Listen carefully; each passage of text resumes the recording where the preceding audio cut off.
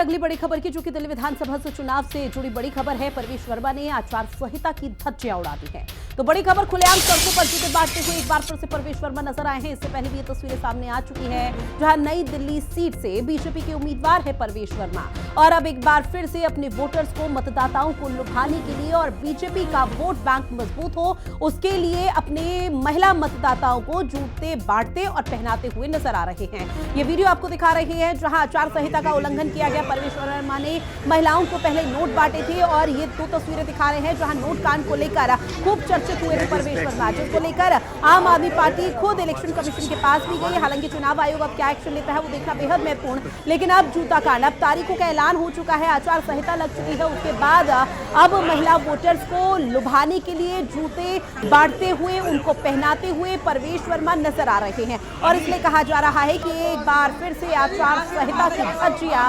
प्रवेश वर्मा उड़ाते हुए नजर आए हैं। आपको बता दें कि बीजेपी के कैंडिडेट हैं, नई दिल्ली विधानसभा क्षेत्र से बीजेपी के प्रत्याशी हैं, और ये हिंदी खबर के कैमरे में कैद हुई एक्सक्लूसिव तस्वीरें आपको दिखा रहे हैं, जहां एक काली गाड़ी उनके पास है, वहां से वो बकायदा एक बड़ा सा पैकेट निकालते हैं जिसमें जूते रखे हुए हैं, और जूते महिला वोटर्स को बांटे जा रहे हैं। हालांकि इससे पहले आपको याद होगा कि हिंदी खबर ने कितनी प्राथमिकता से इस खबर को दिखाया था जब नोट कांड सामने आया था, और नोट जब बांटे जा रहे थे और वोट के लिए, तो उस दौरान भी कई तस्वीरें सामने आई थी। प्रवेश वर्मा का यह भी कहना था कि इस तरह के मामलों में जबरदस्ती लपेटने की कोशिश प्रवेश वर्मा को कर रही है, लेकिन अगर उस तरह के मामलों में लपेटने की कोशिश की जा रही थी तो आखिर ये क्या है। अब एक बार फिर से आचार संहिता का उल्लंघन करते हुए प्रवेश वर्मा नजर आ रहे हैं। पहले नोट कांड, अब जूता कांड की ये तस्वीरें देखने को मिल रही है, और इसको लेकर बीजेपी का क्या रिएक्शन सामने आता है देखना बेहद महत्वपूर्ण है। समीक्षा सहयोगी मेरी फोन लाइन पर जुड़ी हुई है।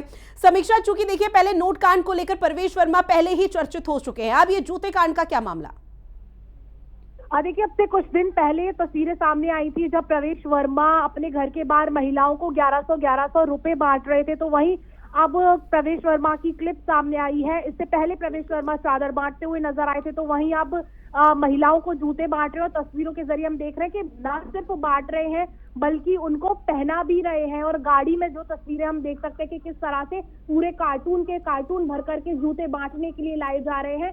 देखिए, जब वो नोट कांड हुआ था, जब पैसे बांट रहे थे, तब हालांकि आचार संहिता नहीं लगी थी, चुनाव की तारीखों का ऐलान नहीं हुआ था, लेकिन अब चुनाव की तारीखों का ऐलान हो चुका है। लेकिन प्रवेश वर्मा की तरफ से साफ तौर पर यही कहना है कि ये कोई चुनावी एजेंडा नहीं है, ये उनकी संस्था है, उसके तहत ही ये वो पूरा काम कर रहे हैं, जिसमें अपनी विधानसभा और अपने क्षेत्र में जितनी भी महिलाएं हैं, क्योंकि सर्दी का मौसम है, उनके पास तो शॉल नहीं है, जूते नहीं है, तो वो नेकी का काम कर रहे हैं अपनी संस्था के तहत।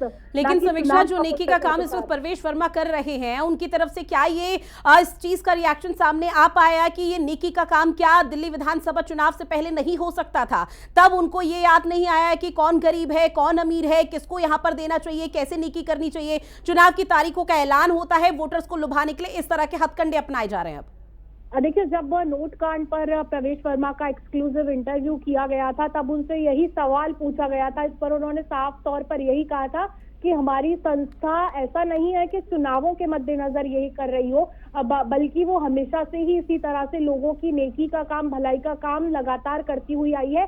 लेकिन वहीं अब जिस तरह से जूते बांटे जा रहे हैं आचार संहिता के बाद, इस पर प्रवेश वर्मा सवालों से घिरते हुए नजर आ रहे हैं। लेकिन जिस तरह से ये आचार संहिता का उल्लंघन है, क्या लग रहा है अब चुनाव आयोग क्या कोई बड़ा एक्शन लेगा? क्योंकि अभी हाल फिलहाल में वो तस्वीरें भी सामने आई जो जहां आम आदमी पार्टी का डेलीगेशन बकायदा इलेक्शन कमीशन के पास गया, प्रवेश वर्मा के अगेंस्ट में उन्होंने शिकायत यहां पर दर्ज कराई थी, जिसके बाद वो संतुष्ट नजर आए थे।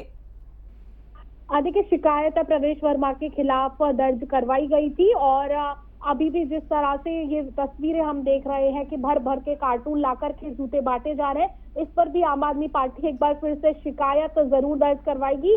और बहुत मुमकिन है कि चुनाव आयोग, अगर ये चुनावी रणनीति के तहत, चुनावी प्रोपेगेंडा के तहत किया जा रहा है, तो उस पर जरूर सख्त एक्शन लिया जाएगा। निश्चित तौर पर देखना बेहद महत्वपूर्ण रहने वाला है। लेकिन इस बीच बीजेपी के किसी दिग्गज का कोई भी बड़ा स्टेटमेंट इस पूरे मामले से जुड़ा हुआ सामने आया?